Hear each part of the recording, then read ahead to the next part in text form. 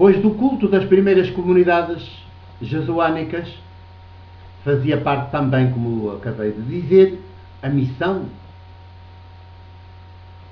o anúncio às nações e aos povos da terra, até aos confins da terra, a boa notícia de Deus, que em Jesus crucificado se revela não como o Deus dos poderes, isso é o ídolo, mas como o Deus que ressuscita as vítimas de todos os poderes e da sua intolerância ideológica, ao mesmo tempo que se mostra empenhado em derrubar todos os poderes e a sua ordem estabelecida, que é opressora e discriminatória, perversa, a fim de estabelecer o seu reinado universal de abundância de bens, de liberdade, de dignidade, de maioridade humana, de paz.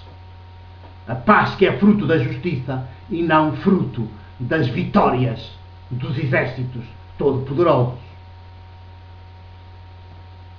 E isto para todas as mulheres, todos os homens, todos os povos, sem exceção, qualquer que seja a sua língua, cultura, cor. Este Evangelho, boa notícia, era e é subversivo, perturbador.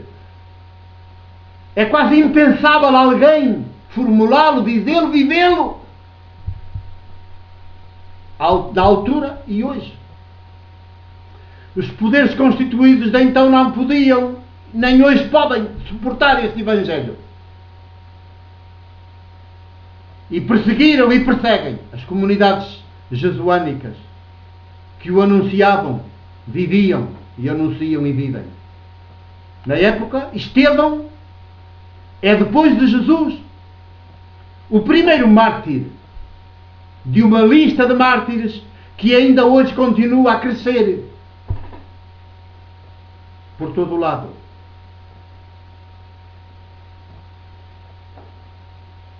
Estevão. E se repararem, o relato, o livro Atos dos Apóstolos, que é o segundo volume do Evangelho de Lucas, faz deste homem de fé jesuânica,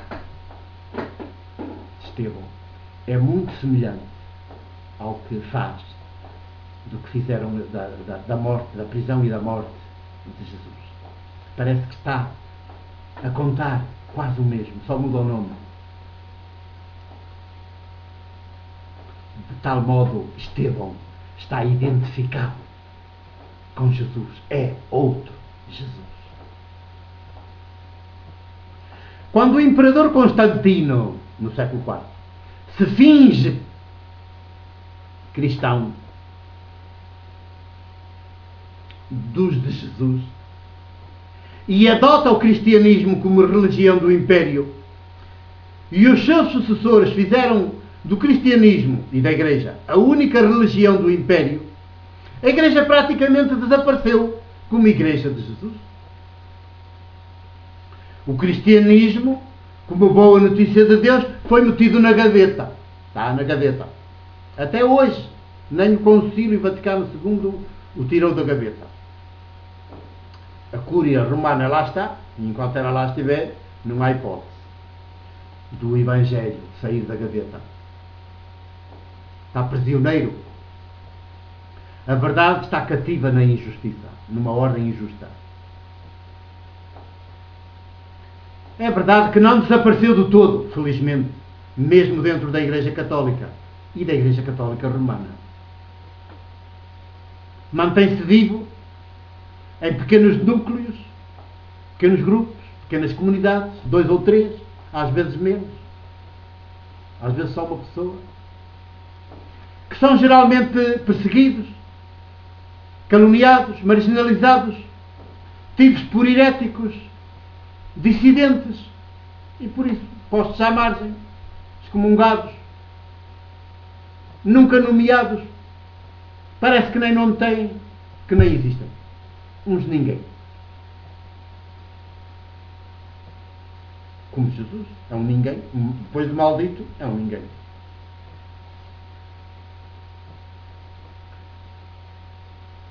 Mas o que mais se vê todos os dias e nos média, nos grandes meios ditos de comunicação, que são de incomunicação social, não é este cristianismo, o dos dois ou três, o de Jesus,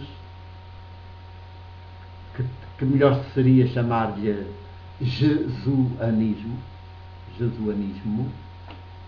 não é este que se vê, é a sua perversão, é o que aparece sempre nos grandes média e por aí pelos grandes santuários.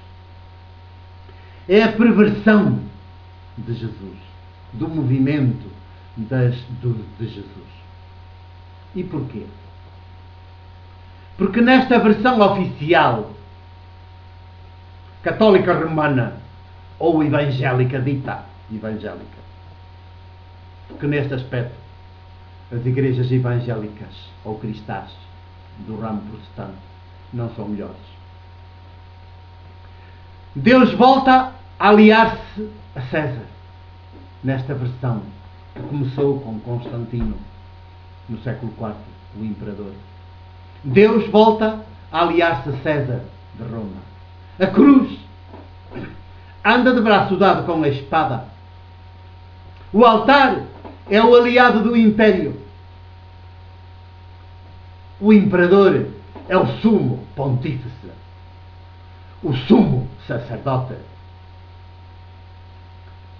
Quando, afinal, em Jesus, o de Nazaré, o filho de Maria, Deus não tem nada em comum com César. E foi até Jesus quem, de uma vez por todas, ousou separar o que sempre tinha estado unido ao colocar Deus de um lado e César do outro. Quando diz, dai a César o que é de César, a Deus o que é de Deus.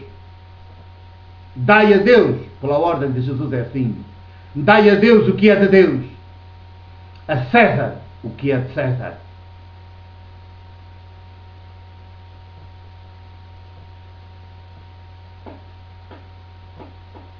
Não é que Deus esteja a leste, alheio a esta ordem mundial. Pelo contrário, é por estar metido nela.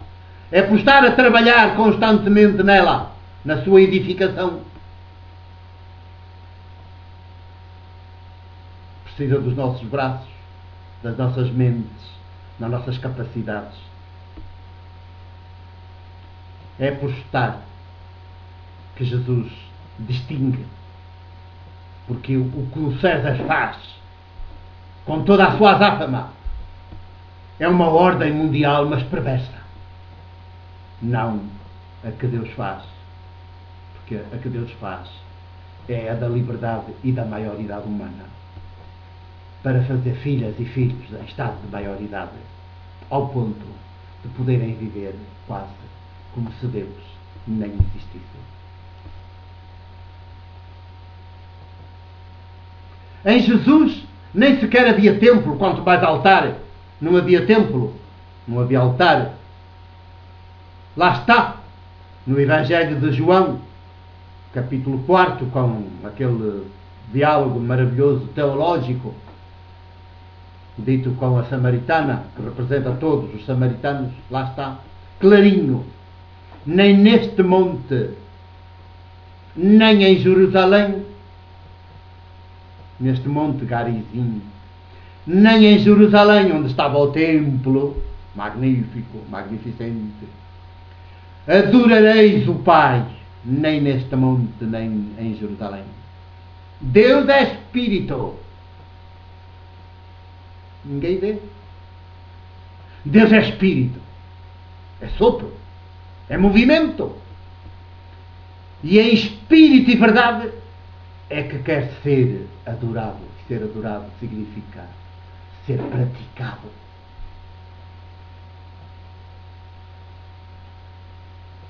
Portanto, não há nada do que o Império fez no século IV, nem do que a Igreja fez com o Império. Já seguiremos.